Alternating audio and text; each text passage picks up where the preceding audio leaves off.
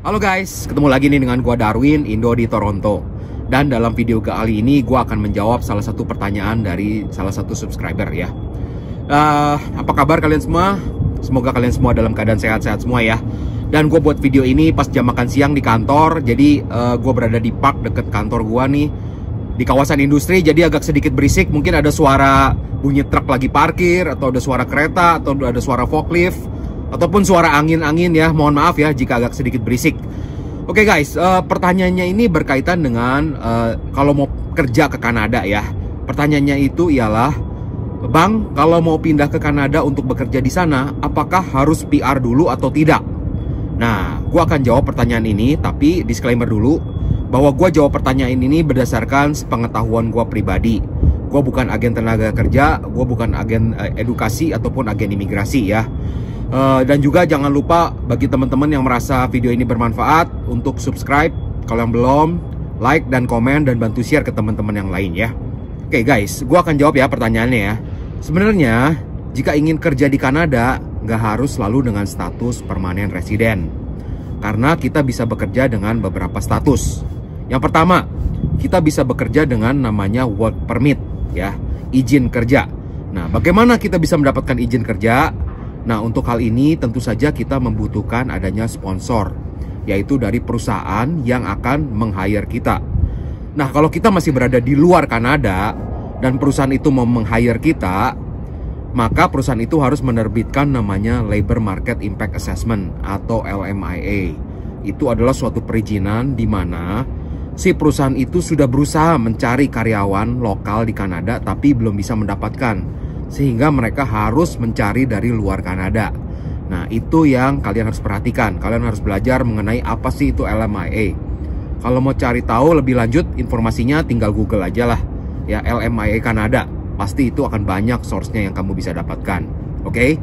Nah, jadi yang pertama melalui izin kerja ya, work permit. Lalu yang kedua, kamu juga bisa bekerja di Kanada jika misalkan kamu lewat jalur kuliah. Bagaimana jalur kuliah itu? Yang pertama itu kan kamu berangkat ke Kanada dan kuliah di sini. Nah, selama kamu menjadi student di sini, kamu bisa bekerja part-time. Kerja selama 20 jam per minggu. Itu kalau lagi kuliah full. Nah, nanti kan pas lagi ada libur tuh, summer break. Nah, pas summer break kalian bisa bekerja full time ya, 40 jam seminggu. Nah, itu adalah salah satu cara. Selain itu, ketika kalian nanti sudah lulus kuliah, kalian itu akan mendapatkan yang namanya Postgraduate Working Permit. Maksudnya apa? Izin kerja setelah kamu lulus kuliah. Nah, untuk izin kerja setelah kamu lulus kuliah ini, lamanya berapa lama? Itu tergantung lamanya kuliah kamu. Kalau kamu kuliahnya hanya setahun, maka izin kerjanya itu setahun. Tapi jika kamu kuliahnya 2 tahun, dapat izin kerjanya 3 tahun. Rada aneh ya memang ya. Tapi ya itu, makanya mendingan kuliah yang 2 tahun. Nah, selama PGWP ini apakah perlu ada LMIA lagi? Tidak perlu guys.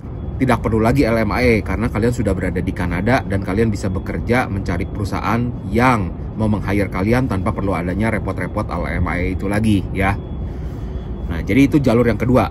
Nah, jalur yang ketiga ialah jika memang kalian bisa mendapatkan PR di Kanada, tentu saja itu jauh lebih baik ya.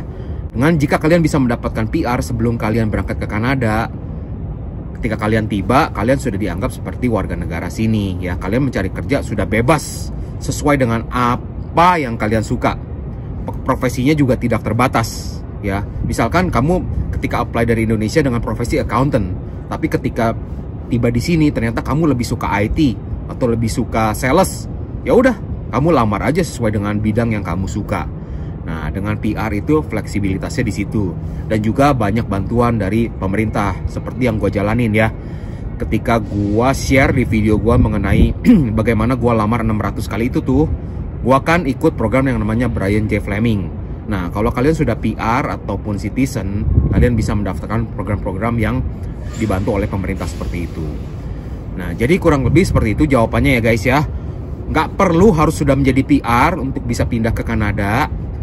Kalian bisa lamar dari Indonesia atau di luar Kanada, tapi untuk hal itu kebanyakan kalian harus mempunyai atau mendapatkan LMIA dari perusahaan yang mensponsorin kalian.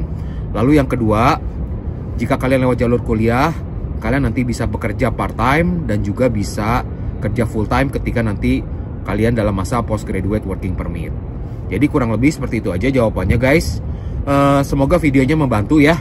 Dan jangan lupa untuk subscribe sekali lagi kalau yang belum, like and comment dan bantu share. Oke, sampai jumpa di video berikutnya. Bye.